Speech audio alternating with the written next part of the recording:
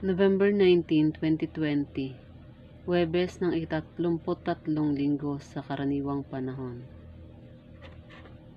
Pagbasa sa aklat ng pahayag. Akong si Juan ay nakakita ng isang kasulatang nakalulon na hawak sa kanang kamay ng nakaluklok sa trono. May sulat ang magkabilang panig nito at may 7 tatak. At nakita ko ang isang makapangyarihang anghel na nagpahayag ng malakas.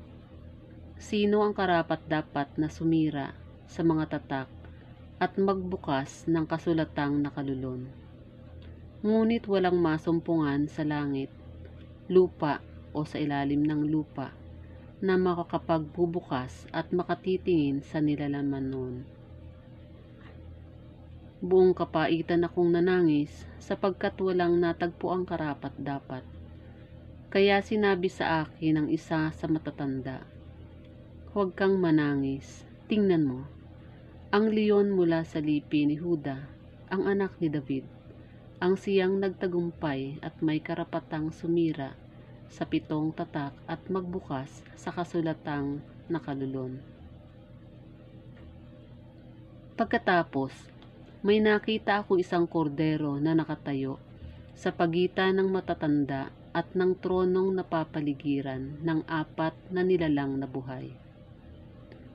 May mga bakas na nagpapakilalang pinatay na ang kordero. Ito'y may 7 sungay at 7 mata na siyang 7 espiritu ng Diyos na ipinadala sa buong sanlibutan. Lumapit ang kordero at kinuha ang kasulatang nakalulon sa kanang kamay ng nakaluklok sa trono. Nang ito'y kunin niya, nagpatira pa sa harapan ng kordero ang 4 na nilalang na buhay at ang 24 na matatanda. May hawak na alpa ang bawat isa at may gintong mangkok sa puno na puno ng kamanyang. Ito ang panalangin ng mga banal. Inaawit nila ang bagong awit na ito. Ikaw ang karapat-dapat na kumuha sa kasulatang nakalulon at sumira sa mga tatak niyon. Sapagkat pinatay ka at sa pamamagitan ng iyong kamatayan ay tinubos mo para sa Diyos ang mga tao mula sa bawat lipi, wika, bayan at bansa. Ginawa mo silang isang liping maharlika at mga saserdote para maglingkod sa ating Diyos, at sila'y mag-ahari sa lupa. Ang salita ng Diyos. Salamat sa Diyos. Salmong tugunan. Ginawa mo kaming pari, isang maharlikang lipi. Ang Panginooy purihin, awitan ng bagong awit. Purihin sa pagtitipon ng tapat na pananalig. Magalak ka, O Israel, dahilan sa manlilikha. Dahilang sa iyong hari, ikaw Siyon ay matuwa. Ginawa mo kaming pari, isang maharlikang lipi. Purihin sa pagsasayaw, purihin ang kanyang ngalan. Alpat tambol ay tugtugin at siya ay papurihan.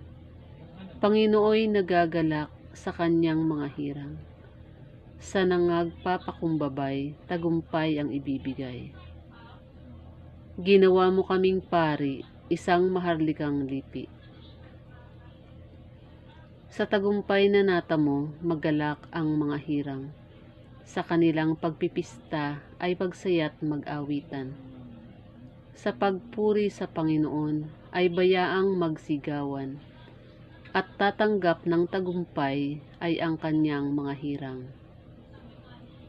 Ginawa mo kaming pari, isang maharlikang lipi. Aleluya, aleluya. Dinggin ninyong lahat ngayon ang tinig ng Panginoon sa loob na mahinahon. Aleluya, aleluya. Ang mabuting balita ng Panginoon ayon kay San Lucas. Noong panahong iyon, nang malapit na si Jesus sa Jerusalem at matanaw niya ang lungsod, ito'y kanyang tinangisan. Sinabi niya, kung nalalaman mo lamang sa araw na ito kung ano ang makapagdudulot sa iyo ng kapayapaan. Ngunit lingid ito ngayon sa iyong paningin, sapagkat darating ang mga araw na paliligiran ka ng kuta ng iyong mga kaaway, kukubkubin at gigipitin sa magkabi-kabila. Wawasakin kanila at lilipulin ang mga anak mo sa loob ng iyong muog. At ni isang bato'y wala silang iiwan sa ibabaw ng kapwa bato, sapagkat hindi mo pinansin ang pagdating ng Diyos upang iligtas ka. Ang mabuting balita ng Panginoon. Pinupuri ka namin, Panginoong Hesukristo.